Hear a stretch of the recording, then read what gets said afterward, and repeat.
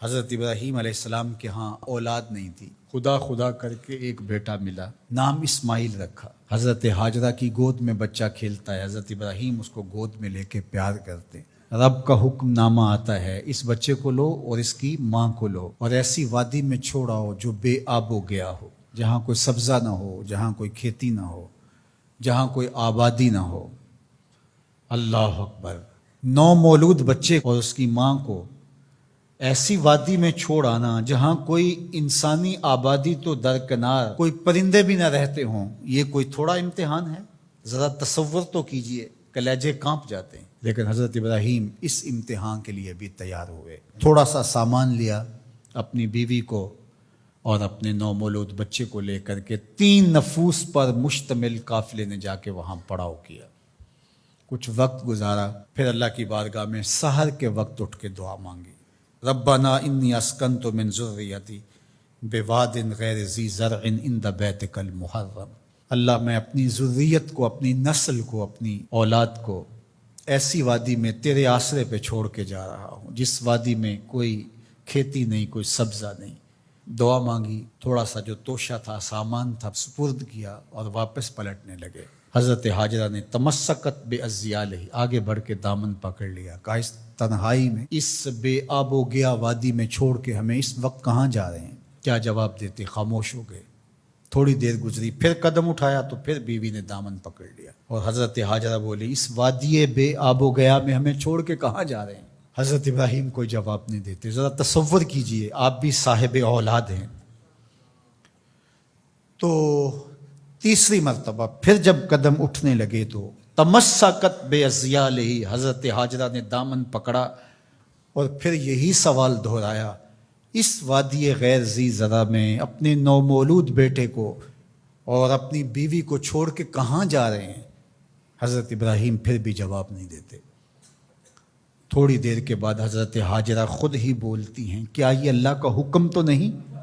قال نعم، کہا ہاں اسی کا حکم ہے۔ فوراً دامن چھوڑ دیا، کہا خیر سے جائیے، ہمارا رب ہمیں ضائع نہیں ہونے دے گا، اگر اس کا حکم ہے تو ہم اس حکم پر سر تسلیم خم کرتے۔ اگر یہ امتحان حضرت ابراہیم علیہ السلام کا تھا تو میری مائیں اور بہنیں بھی سن رہی ہیں اور آپ بھی ان جذبات سے آگاہ ہیں۔ ایک ماں کے لیے یہ کتنا بڑا حوصلہ تھا۔ اگر سلام ابراہیم کو تو سلام ہے سیدہ ہاجرہ سلام اللہ علیہا کو۔ کہا خیر سے جائیے، ہمارا رب ہمیں ضائع نہیں ہونے دے گا۔ پھر جہاں دن بھی نہیں کٹتے تھے اس خاتون نے وہاں راتیں بھی کاٹی۔ توشہ ختم ہو گیا، پانی بھی ختم ہو گیا، پھر 2 دن کے بعد ماں کی چھاتیوں سے دودھ بھی خشک ہو گیا۔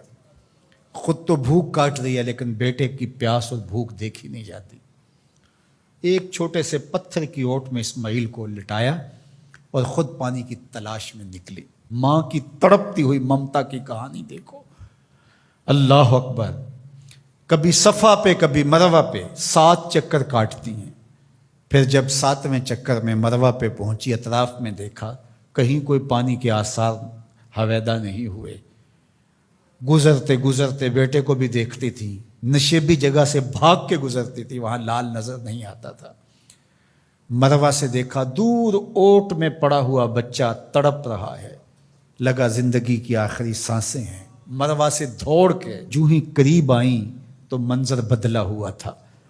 وہ اسماعیل جو پیاس سے تڑپ رہے تھے، پیاس سے جب انہوں نے ایڑیاں رگڑی، خدا نے چشمے جاری کر دی، پانی پھوٹ نکلا، دوڑی اور منڈھیر کر دی اور کہا زم زم، رک جا رک جا۔ کہا کہ اللہ بھلا کرے سیدہ ہاجرہ کا، اگر وہ زم زم کہہ کے پانی کو نہ روکتی وہ پوری روئے زمین پہ پھیل جاتا۔ اللہ اکبر! یہ حضرت ہاجرہ کا امتحان تھا اور امتحان میں وہ بھی سرخرو نکلی۔ وہ کہا ہم قیامت تک تیرے قدموں کے نشان کو جلوہ گاہ بنا دیں گے۔ آج عمرہ ہو، حج ہو، وہاں کج کلا بھی دوڑتے دکھائی دیتے ہیں، بادشاہ بھی دوڑتے دکھائی دیتے ہیں، ان راہوں پہ پیغمبر بھی دوڑے ہیں، ولی بھی دوڑے ہیں، امام الانبیاء نے بھی سعی کی ہے۔ مالک کوئی دوڑنا بھی عبادت ہے؟ کہا جن راہوں پہ میری بندی دوڑی ہے قیامت تک ان راہوں کو جلوہ گاہ بنا دوں، اور ان پست قامت پہاڑیوں کو میں اپنی نشانیاں قرار دیتا ہوں۔ ان الصفا والمروہ من شعائر اللہ، یہ اللہ کی نشانیاں قرار پائیں، عزتوں کے نشان بن گئے۔ اللہ اکبر۔ یہاں ایک ماں اپنے بیٹے کے لیے بے تابانہ دوڑی تھی۔ اچھا، راستے کے اندر نشیبی جگہ سے دوڑ کے اس لیے گزری تھی کہ وہاں بیٹے کا چہرہ نظر نہیں آتا، اور یہاں ماں بیٹا اکٹھے دوڑ رہے ہوتے ہیں، حکم ہے بیٹا دوڑ کے گزرے، اس لیے کہ اس ادا کو ادا کرنا ہے۔